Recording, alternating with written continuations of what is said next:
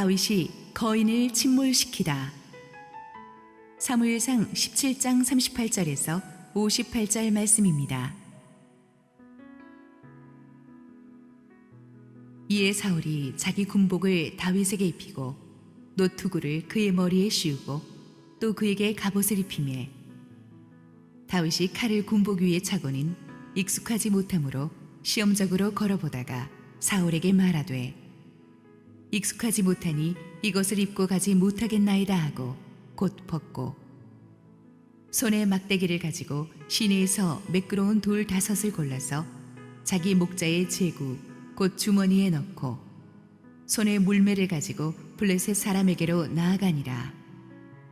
블레셋 사람이 방패든 사람을 앞세우고 다윗에게로 점점 가까이 나아가니라.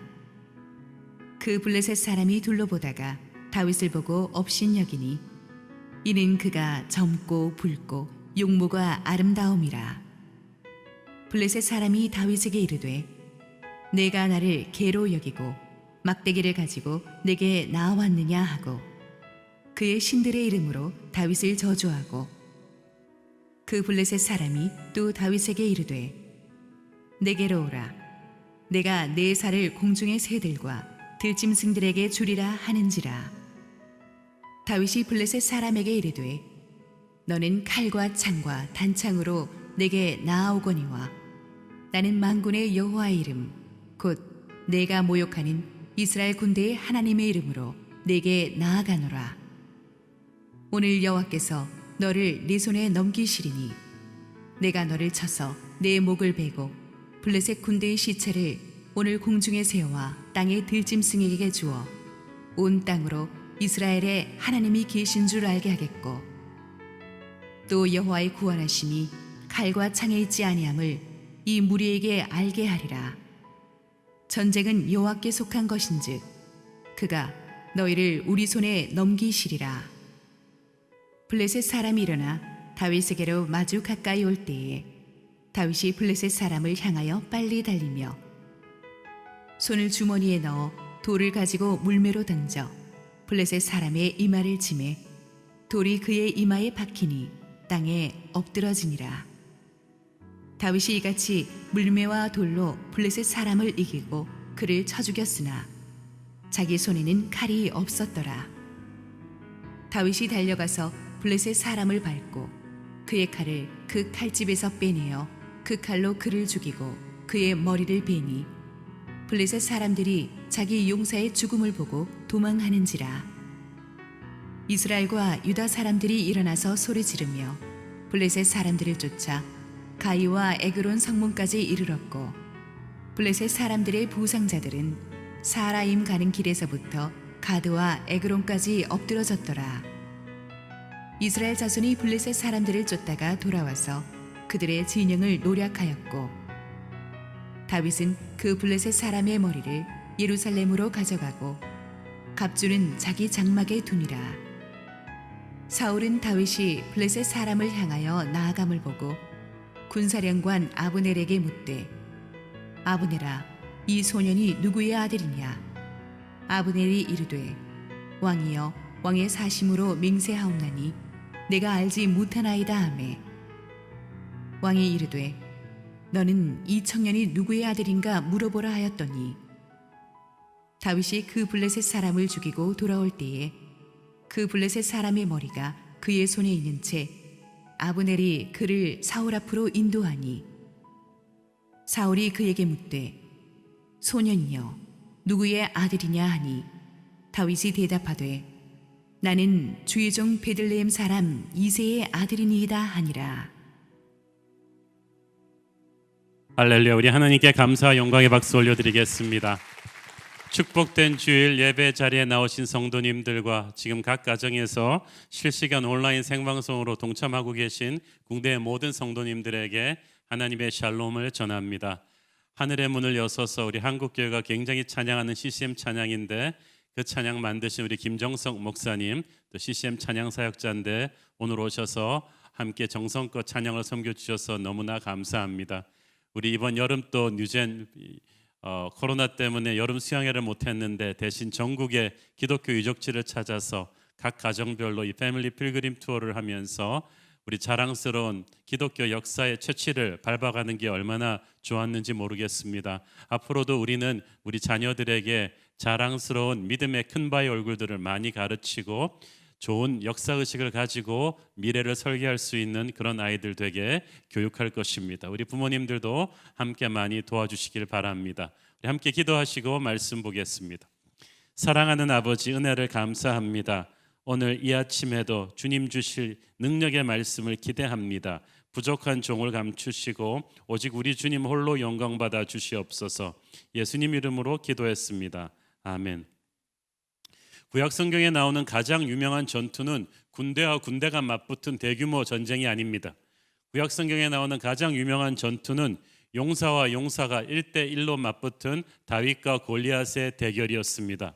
아마 예수 안 믿는 사람들도 이 다윗과 골리앗 얘기는 거진다 알고 있을 거예요. 그들은 일반적으로 이 약자가 강자를 이기는 기적 같은 반전의 심볼로 이 싸움을 이해하고 있습니다. 그러나 하나님 보시기에 다윗은 결코 약자가 아니었고 골리앗은 결코 강자가 아니었습니다. 지난주에 우리는 블레셋 침략군의 선봉장 골리앗이 40일 밤낮을 이스라엘 진영을 위협하면서 공포 분위기를 만드는 것을 보았습니다. 사울을 비롯한 이스라엘 모든 병사들은 골리앗과 칼 한 번 대보지 못한 채 두려움에 사로잡혀 아무것도 못하는 못난 모습을 보였습니다. 모든 이스라엘 백성들은 40일 밤낮을 골리앗을 보면서 골리앗에 대해서는 잘 알게 되었습니다. 그러나 다윗은 하나님을 잘 알고 있었습니다. 그래서 다윗은 골리앗을 보고도 두려워하지 않았고 오히려 그가 하나님을 모욕하는 것에 분노해서 자기가 그 골리앗을 죽일 것이라고 사람들 앞에서 선포합니다. 하나님의 영광에 대한 다윗의 열정이 골리앗에 대한 두려움을 넘어선 것입니다. 그러나 다윗의 이런 담대한 선포를 사람들이 다 좋게 생각한 것만은 아니었습니다. 다윗의 가장 가까운 사람부터 여기에 대해서 아주 불편한 감정을 가졌습니다. 사무엘상 17장 28절 보십시오.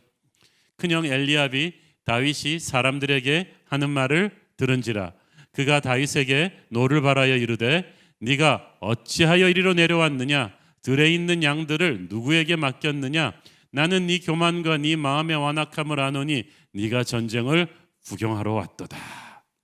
아니 다윗은 지금 집에서 25km나 떨어진 전쟁터까지 형들한테 도시락 날라주려고 이렇게 열심히 왔는데 애지간한 큰형 같으면 어린 동생 수고했다고 격려의 말을 좀 해줄 거 아니에요? 그냥 다짜고짜 야단부터 쳐요. 너 들에 있는 양들 제대로 돌보기나 하고 온 거야?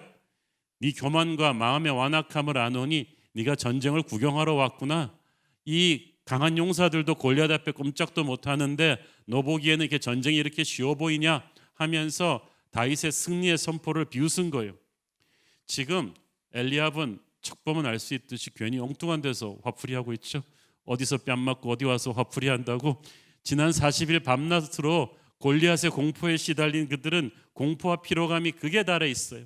그랬는데도 골리앗과 싸울 용기는 없어요. 그러니까 애꿎은 다윗한테 막 신경질을 폭발시킵니다.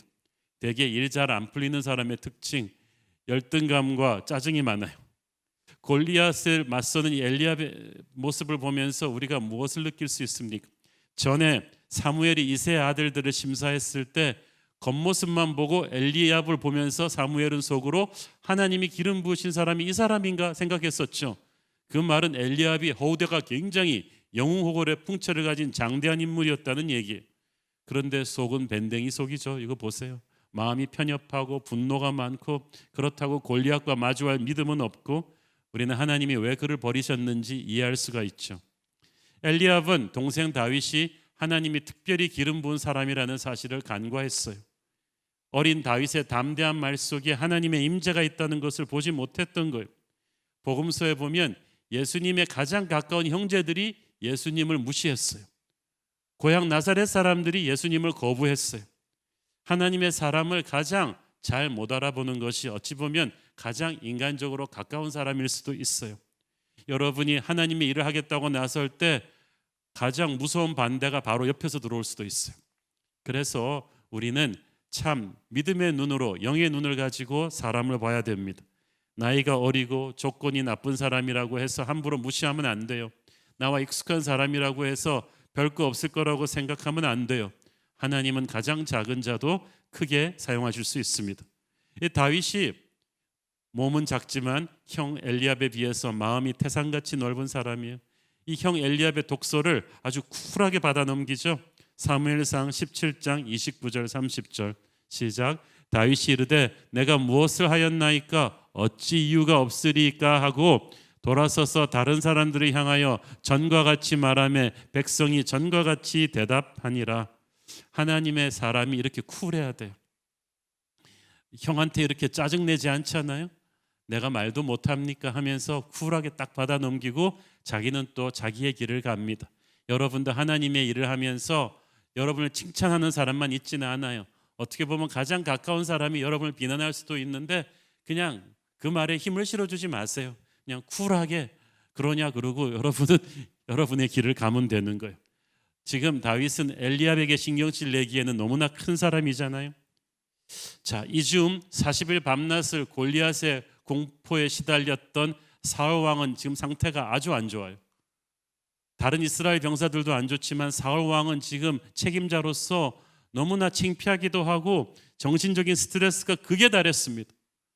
그래서 전부 다 사울 왕과 이스라엘 병사들은 생각이 이 골리앗한테 우리가 죽지 말아야 될 텐데 하는데 갑자기 뜻밖의 보고가 들어왔어요.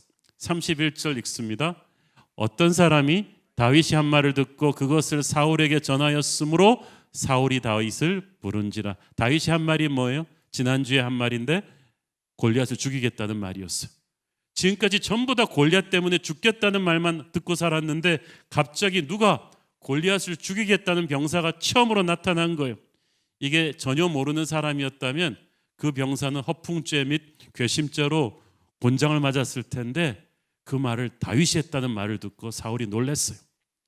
지난주에 말씀드렸죠. 하나님이 다윗을 사울의 왕궁으로 들여보내가지고 그 무술과 또 수금 타는 실력과 지혜와 하나님이 함께 하신다는 사실을 사울과 모든 신하들에게 각인시켜 놓았어요.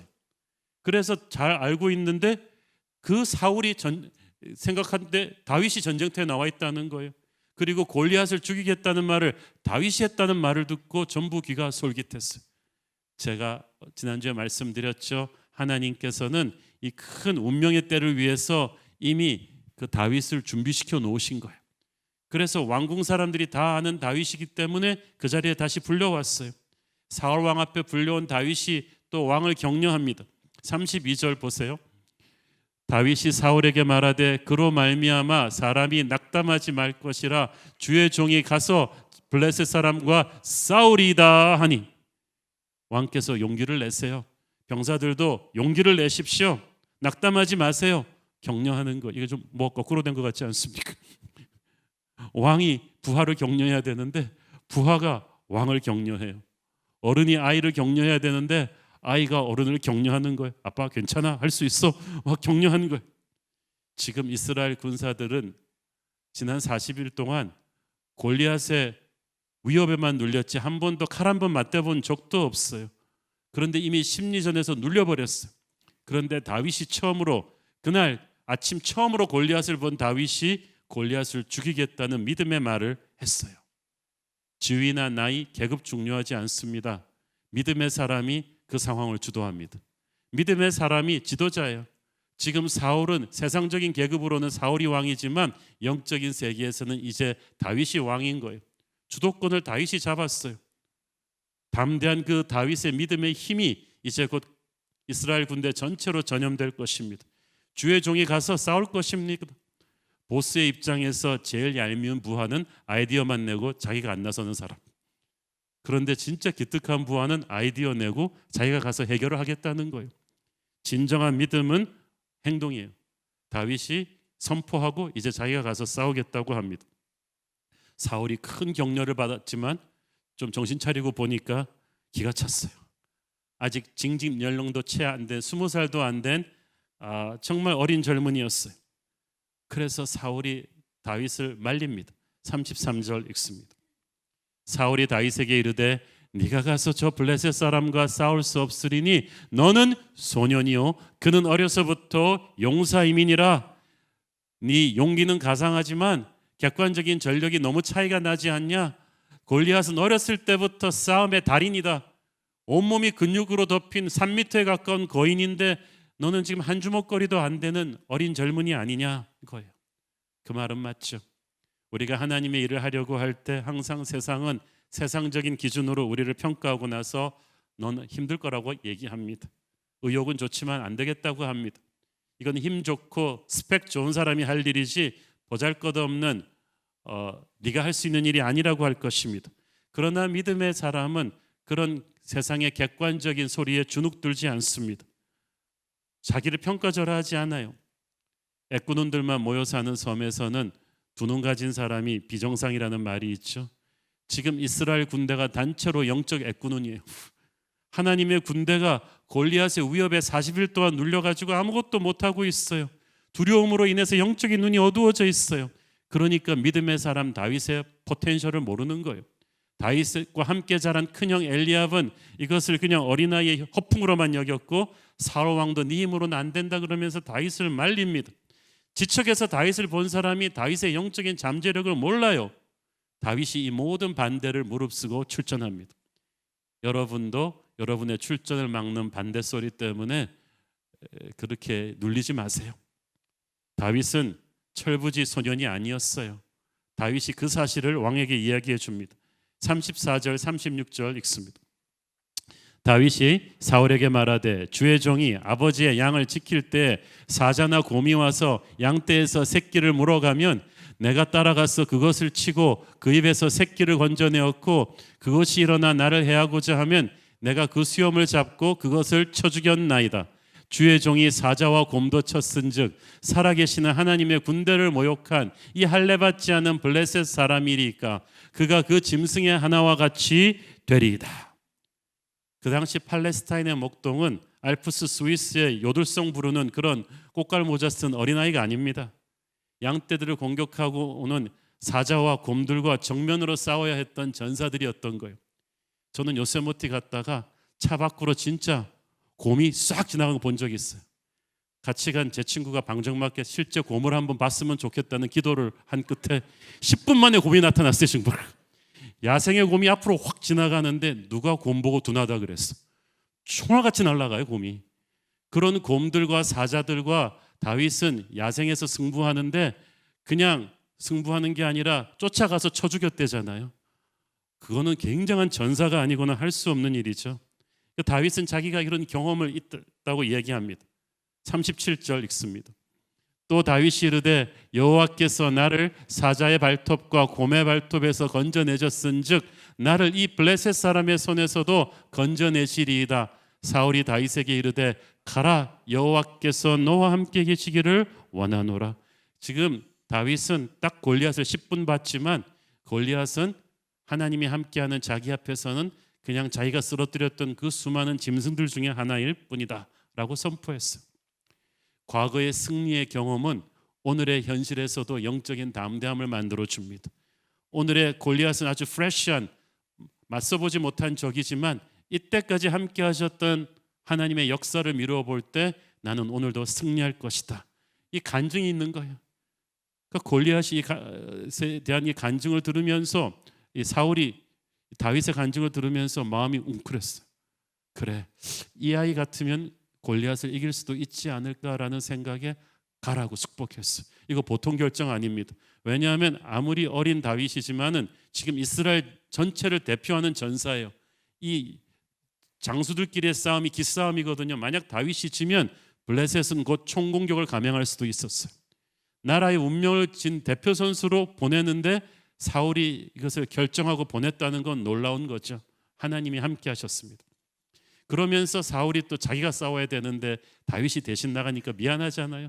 그래서 갑옷이라도 자기 거를 입으라고 갑옷하고 칼을 내줬는데 사울은 보통 사람보다 머리 하나는 큰 거한인데 이게 사이즈가 맞나요?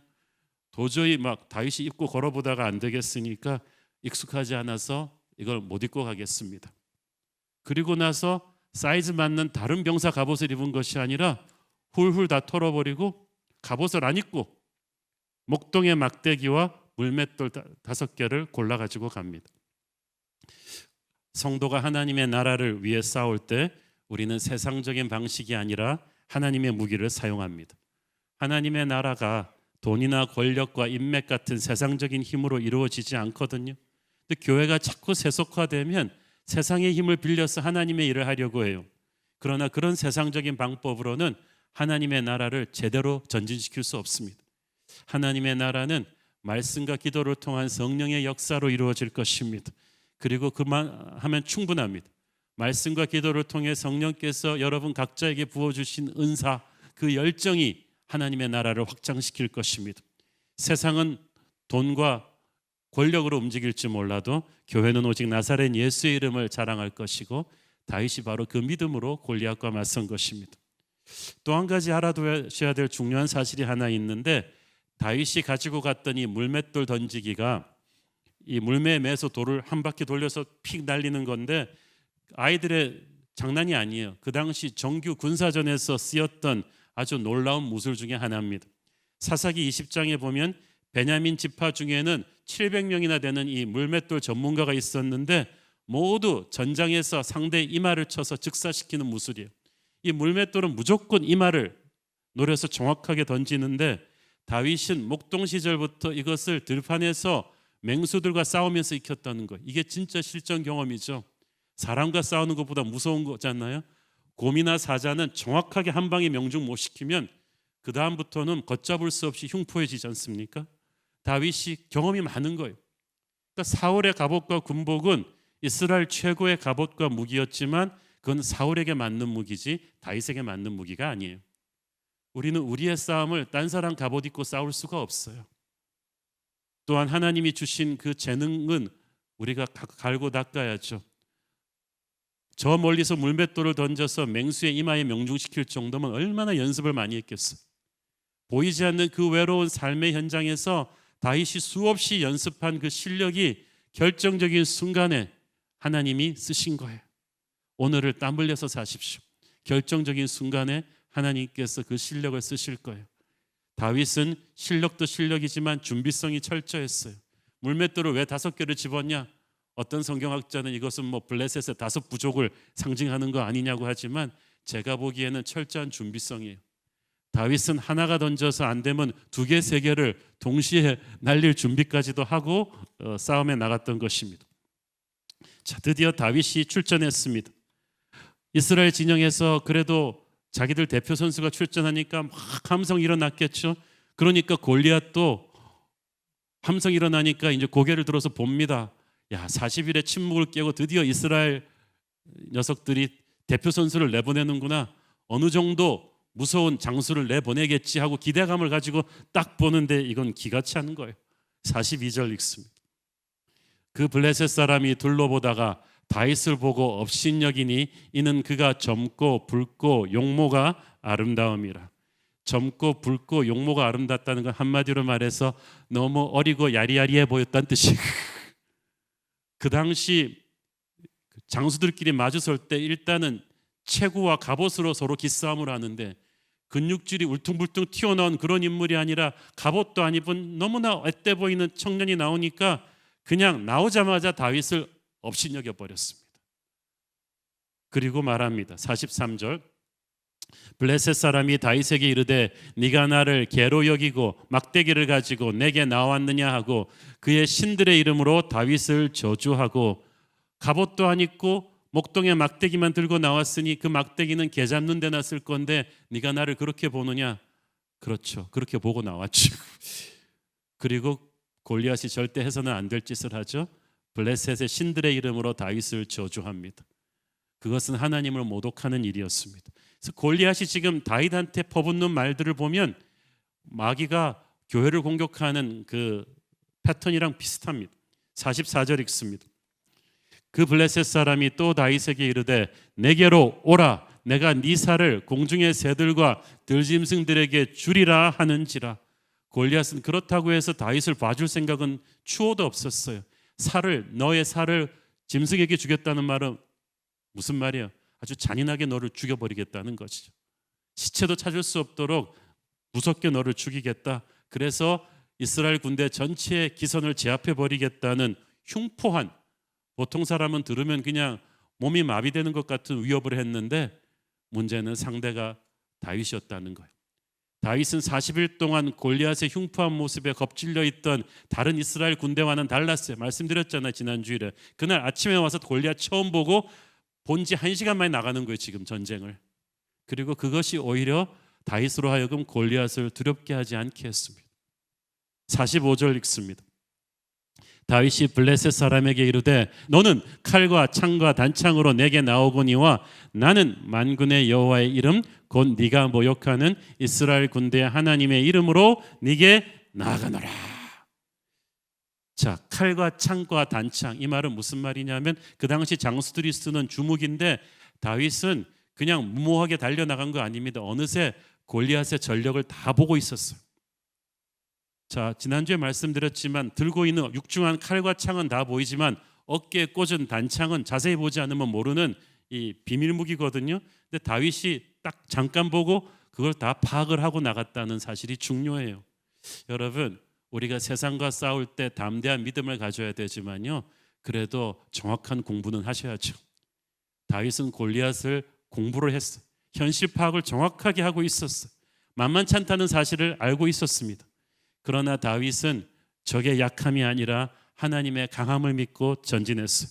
나는 만군의 여호와의 이름으로 네게 가노라. 그렇다고 해서 다윗은 자기는 아무것도 안 하고 하나님이 벼락쳐서 골리앗을 쓰러뜨릴 거라고 기대하진 않았어요. 자기가 준비한 가공의 돌팔매 무술이 있었지만 하나님이 기름 붓지 않으면 머리털 하나 차이로도 빗나가면 전쟁은 지는 거예요. 늘 하나님을 예배하는 다윗이 하나님의 이름을 부르며 하나님을 의지하고 하나님을 모독하는 골리앗에게 달려나가는데 어찌 하나님이 다윗을 돕지 않을 수 있겠습니까? 시편을 보면 다윗은 이후로도 수많은 전쟁들을 치를 때마다 여호와를 의지하라, 여호와를 바랄지어다, 늘 하나님의 이름을 선포하면서 돌진합니다. 제가 말씀드렸잖아요. 40일 동안 이스라엘 군대는 골리앗을 가지고 큐티를 했어요. 아침에도 골리앗, 저녁에도 골리앗. 그 두려움에 꽉 사로잡혀 버렸는데 다윗은 40일 동안 들판에서 양치면서 하나님과 동행한 사람입니다. 골리앗은 그날 아침에 잠깐 봤어요. 그러니까 40일 동안 이스라엘 병사들은 골리앗을 너무나 잘한 나머지 골리앗과 싸울 엄두를 못 냈는데 40일 동안 하나님으로 충만한 다윗은 골리앗을 잠깐 보고 담대하게 골리앗과 맞서는 거예요. 여러분, 세상을 너무 전공하지 마세요. 세상을 잠깐 보시고 하나님을 깊이 하십시오.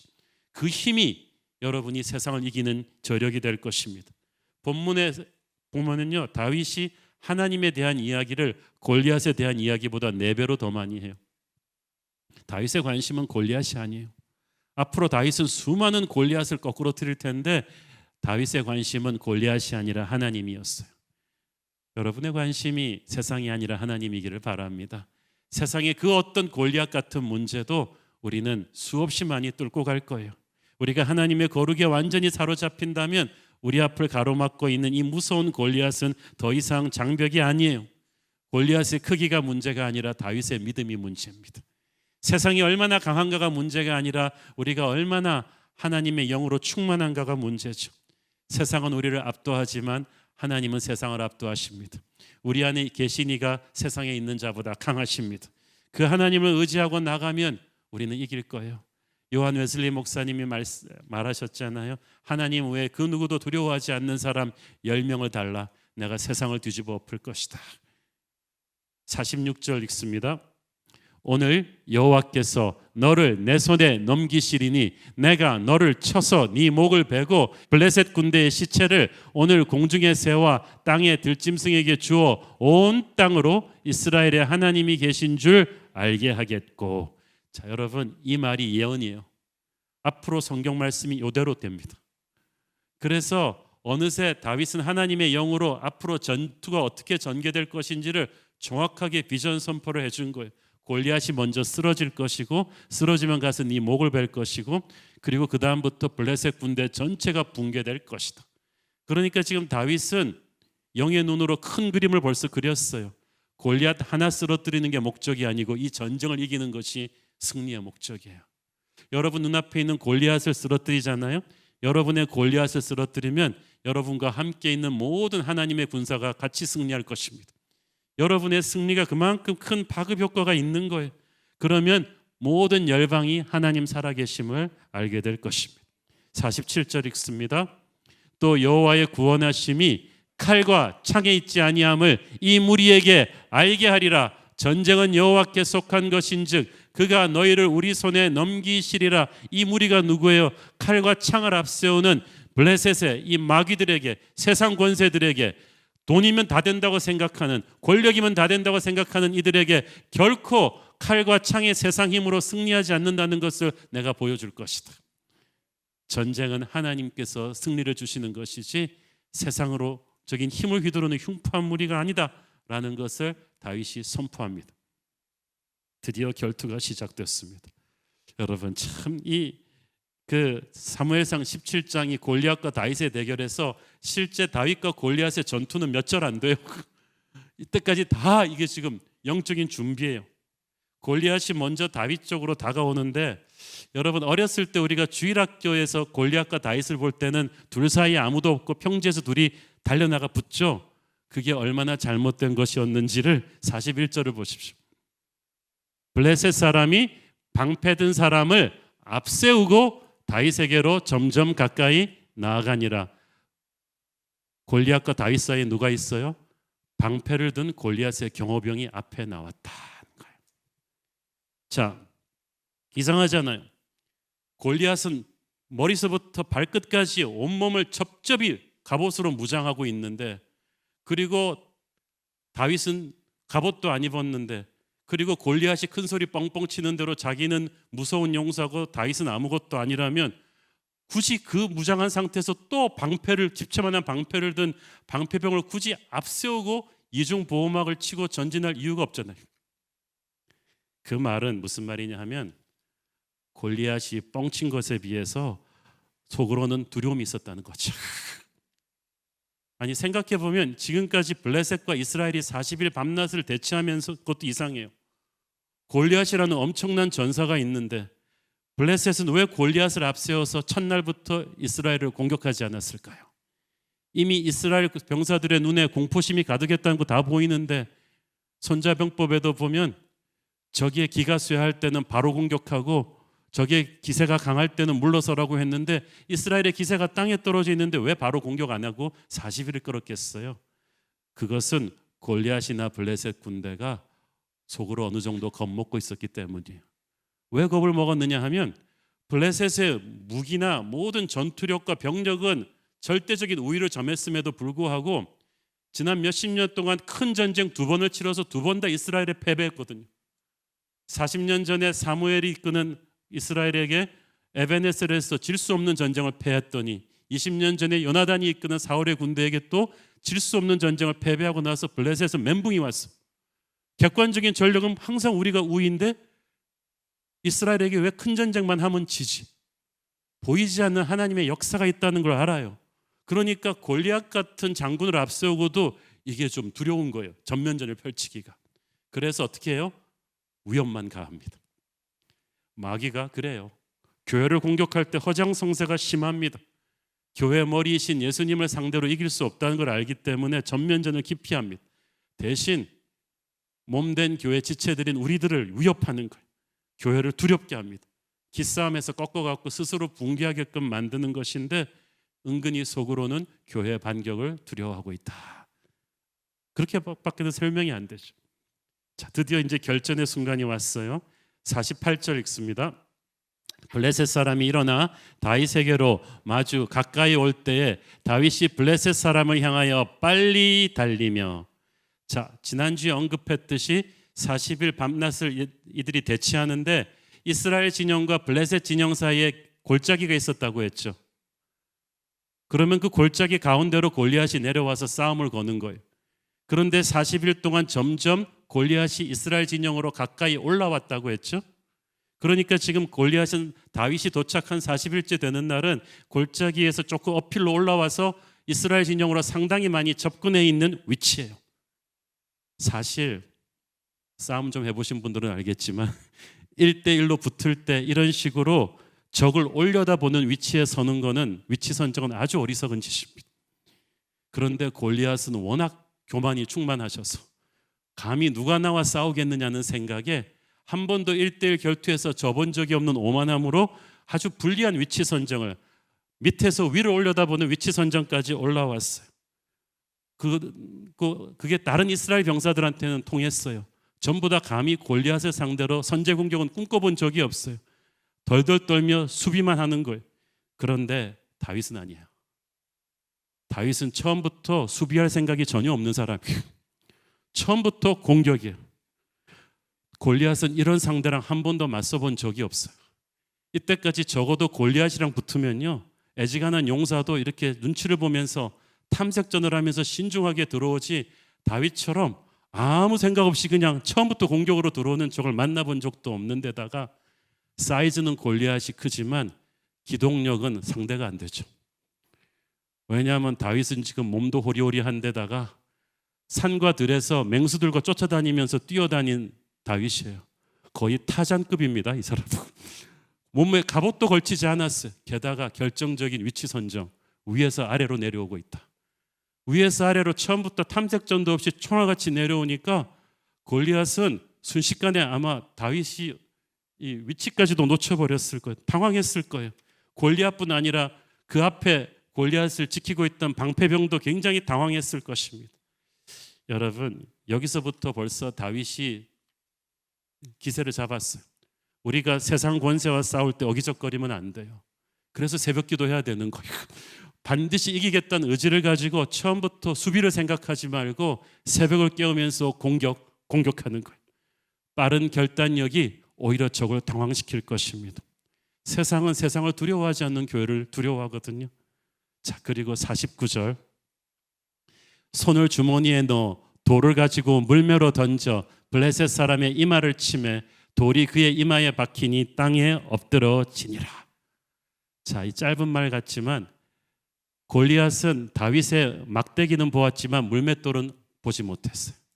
다윗은 골리앗의 무기를 다 알고 있었지만 골리앗은 다윗의 결정적인 무기를 몰랐어요. 왜? 교만했으니까. 자, 그리고 제가 항상 어릴 때부터 그 생각이 들었어요. 골리앗이 지금 머리에다 투구를 쓰고 온몸에 갑옷을 입고 있는데 어떻게 그 투구를 뚫고 물맷돌이 이마를 맞췄을까? 그런데 오늘 그 성경을 보면서 제가 우리 디자인팀과 일러스트 그림을 한번 그려봤어요. 이게 이제 이해가 되는 거예요. 자, 보세요. 양쪽 사이에 골짜기가 있다 그랬고 골리앗이 밑에서 위로 올라오고 있었다 그랬죠. 이게 이제 골리앗의 철저한 패착인데 다윗은 위에서 아래로 달려오면서 이미 골리앗 앞에 있는 방패든 병사를 봤을 거예요. 그러면 이 방패든 병사를 넘기 위해서 어차피 자기 위치가 높지만 살짝 점프하면서 이 위로 방패 위로 돌을 날렸을 텐데, 자, 골리앗이 위에서 어필로 오다 보니까 어떻게 됐겠어요? 위에 있는 적을 보면서 안 그래도 고개를 틀어야 되는데 다윗이 점프하면서 물맷돌을 던지니까 고개를 더 제꼈겠죠. 그러면 이 노트구가 어떻게 됐겠어요? 이 노트구가 살짝, 제가 실제로 해봤는데 진짜 그래, 이게 살짝 벗겨져요. 이마가 이만큼 드러나게 돼 있는 그 몇 초의 순간에 다윗의 이 물맷돌이 떨어지는데 수없이 실전 경험에서 단련된 고수의 돌이 그 0.5초 사이로 총알같이 내려와서 위에서 아래로 내려 찍습니다. 이마가 어느 정도 함몰됐냐 하면 이 돌이 매끈한 돌이었다고 했어요. 날카로운 돌도 아닌데 그만큼 다윗이 전문가였다는 얘기고, 이게 히브리어로 이 이마에 박혔다는 말은 이마가 구멍이 뚫릴 정도로 함몰이 되었다는 거예요. 거의 저격수의 총알처럼 들어막혔는데, 그리고 골리앗이 땅에 엎드려졌다고 했는데 그 말은 이미 죽어서 땅에 떨어졌다는 말이에요. 그 0.5초 차이로 승부가 끝나버렸어요. 골리앗은 한 번도 이런 적과 마주해 본 적이 없었어요. 하나님이 역사하신 거죠. 50절 읽습니다. 다윗이 이같이 물매와 돌로 블레셋 사람을 이기고 그를 쳐 죽였으나 자기 손에는 칼이 없었더라. 당시 전투에서 칼이나 창 없이 상대를 쓰러뜨리기는 불가능했습니다. 그가 칼 없이 골리앗을 무너뜨렸다. 세상의 힘이 아닌 하나님의 힘으로 이겼다는 거죠. 우리 손에는 세상의 칼이 없어도 믿음의 물맷돌이 있지 않습니까? 51절 읽습니다. 그리고 다윗이 달려가서 블레셋 사람을 밟고 그의 칼을 그 칼집에서 빼내어 그 칼로 그를 죽이고 그의 머리를 베니 블레셋 사람들이 자기 용사의 죽음을 보고 도망하는지라. 다윗이 선포한 그대로 그 다음부터 됩니다. 골리앗이 쓰러지는 것을 보자마자 지체 없이 달려가서 골리앗의 칼로 골리앗의 목을 베버렸어요. 그리고 골리앗의 시신을 밟고 머리를 들고 이겼다고 선포합니다. 다윗이 골리앗의 칼로 골리앗을 죽입니다. 골리앗은 그 칼로 이스라엘의 군대의 피를 물들이려고 했는데 설마 자기 칼로 자기 피가 물들게 될 줄은 누가 알았겠어요? 교회를 공격하는 마귀는 자기의 칼로 자기가 무너지게 될 것입니다. 다윗이 골리앗의 머리를 들고 계산한 것처럼 예수 그리스도께서는 사탄 권세를 물리치시고 만국의 구경거리로 삼으실 것입니다. 그리고 우리에게도 그 승리를 누리게 하실 것입니다. 52절을 보세요. 이스라엘과 유다 사람들이 일어나서 소리 지르며 블레셋 사람들을 쫓아 가이와 에그론 성문까지 이르렀고 블레셋 사람들의 부상자들은 사이라임 가는 길에서부터 가드와 에그론까지 엎드러졌더라. 가드가 어디예요? 골리앗의 고향이에요. 에그론은 블레셋의 강한 성읍이에요. 블레셋 본영까지 쓸린 거예요. 사랑하는 여러분, 그 강대하던 블레셋 군대가요 골리앗 쓰러지고 나니까 추풍 낙엽처럼 무너집니다. 다윗이 선포했던 대로 골리앗 한 사람의 패배가 블레셋 전체의 패배로 이어지죠. 왜? 다윗의 승리로 인해서 40일 동안 겁쟁이가 되었던 이스라엘 군대가 강군이 된 거예요. 우리도 그렇습니다. 우리가 아무것도 아니지만 예수님이 우리를 위해 승리하시고 나면 우리는 강군이 될 것입니다. 다윗이 예수 그리스도를 예표하는 인물 아닙니까? 이스라엘 백성들은 자기 자신의 힘으로는 세상 권세 골리앗과 맞설 수가 없었습니다. 그들에게는 대신 싸워줄 대리자, 흑기사가 필요했어요. 다윗처럼 겉모습은 약해 보이지만 하나님의 능력으로 충만한 대리자가 필요했어요. 하나님은 다윗의 연약함에도 불구하고 그와 함께 하셔서 골리앗을 거꾸로 들이셨어요. 그리고 다윗의 승리는 이스라엘 모두의 승리가 됩니다. 강대한 세상 권세의 압박을 받고 있는 우리는 한없이 연약합니다. 우리 힘으로는 우리 자신을 마귀의 공격으로부터 구할 수가 없어요. 우리를 위해서 대신 싸워줄 대리자 다윗이 필요해요. 그가 바로 예수 그리스도이십니다. 그분은 겉보기에는 너무나 연약한 인간의 모습으로 이 땅에 오셔서 십자가에서 돌아가셨습니다. 그러나 그의 연약함으로 인해서 오히려 십자가에서 부활 승리하셨고 주님의 승리가 우리의 승리가 되었습니다. 우리가 그 예수님의 이름으로 전진할 때 마귀는 쫓기게 되는 거야. 예수 안에서 우리는 그 어떤 세상의 골리앗과도 맞설 수가 있습니다. 그래서 우리는 골리앗을 무너뜨릴 때마다 예수님을 새롭게 체험할 것입니다. 55절 58절에 보니까 골리앗이 쓰러지는 것을 보고 놀란 사울이 뭐라고 합니까? 다윗이 도대체 누구 아들이냐? 누구 아들이냐? 사울이 다윗을 모르는 사람도 아니잖아요. 왕궁에 드나드는 다윗을 이때까지는 좋은 부하로만 알았지만 골리앗 쓰러뜨리는 걸 보고는 기절했어요. 보통 사람이 아니구나. 나 다윗에 대해서 알고 싶다. 내가 알던 다윗이 아니구나. 여러분이 골리앗을 쓰러뜨리는 간증을 체험하고 나면 주님을 다시 보게 될 것입니다. 도대체 예수님이 누구시냐? 예수님이 내가 알던 예수님이 아니시구나. 그분은 정말 보배로우신 분이시구나. 정말 능력의 하나님이시구나. 새로운 간증이 터질 것입니다. 이것이 나의 간증이요, 이것이 나의 찬송이요. 오늘 저와 여러분이 주의 능력으로 골리앗을 쓰러뜨린 뒤에 그렇게 예수님을 찬양하고 높일 수 있게 되기를 축원합니다. 기도하겠습니다. 주님 은혜를 감사합니다.